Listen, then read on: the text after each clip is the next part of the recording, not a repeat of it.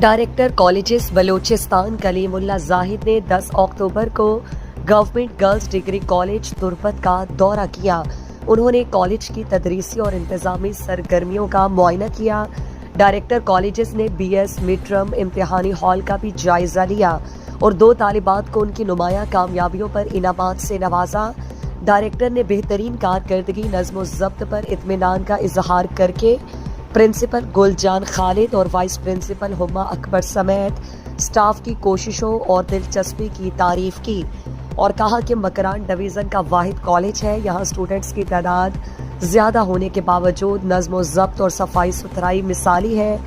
Director ने college में transport और दीगर मसाइल हल करने की यकीन दहानी की और फ़िलहाल इस साल एक बस फराहम करने का वादा किया।